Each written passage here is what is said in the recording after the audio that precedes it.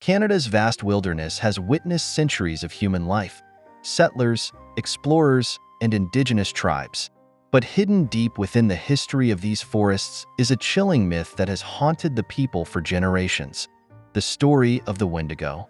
The legend of the Wendigo comes from the Algonquin-speaking tribes, particularly those who lived in the cold, isolated forests of eastern Canada and the Great Lakes region.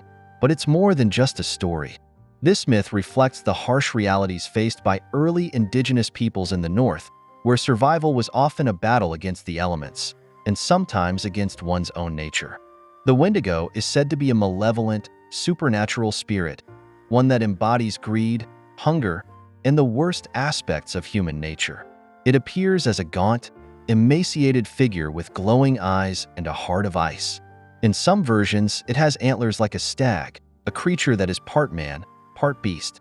But the Wendigo is not just a monster lurking in the woods. It is believed to be a person who has been cursed. The myth says that during the most desperate times, when food was scarce and starvation loomed, some individuals turned to cannibalism. And in doing so, they transformed into the Wendigo.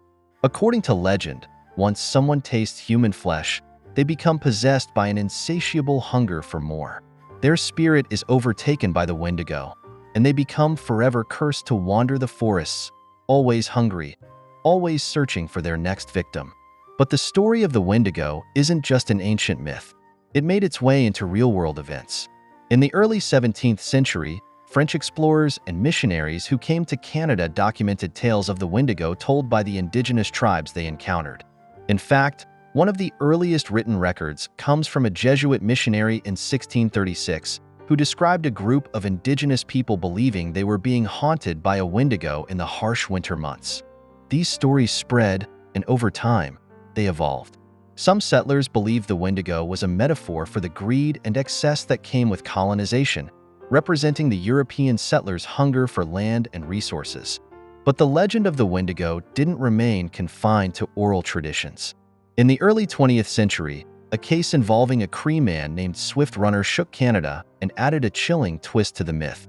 In 1879, Swift Runner, who lived in central Alberta, was tried for the murder and cannibalization of his own family during a particularly harsh winter. Swift Runner claimed he was possessed by the Wendigo spirit when he committed these horrifying acts. His case became one of the most infamous criminal trials in Canada at the time, and to this day, it stands as one of the rare historical instances where the Wendigo myth was cited in a court of law. The Wendigo hasn't disappeared from modern Canadian culture either. It has made appearances in books, movies, and even psychological studies. In fact, there's a term called Wendigo psychosis, a rare condition that was historically used to describe people who had an intense craving for human flesh, often in the context of extreme hunger. And while it's not recognized by modern medicine, Wendigo psychosis was once considered a real phenomenon in the 19th and early 20th centuries, especially in northern communities where food scarcity and isolation were major threats to survival. But what makes the Wendigo myth so fascinating isn't just its haunting story.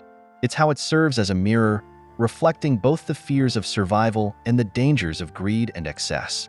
The Wendigo represents the darker side of humanity, and that's what makes it such a lasting, terrifying legend. Now, here's a lesser-known fact. Did you know that some indigenous legends suggest the Wendigo was once human but transformed after becoming possessed by an evil spirit during moments of profound hunger? It wasn't always seen as a monster, but as a cautionary tale about what can happen when someone strays too far from their community's values. Whether you believe in the Wendigo or not, its story continues to echo across Canada, reminding us of the fine line between survival and savagery, and how easily the spirit can be consumed by darkness.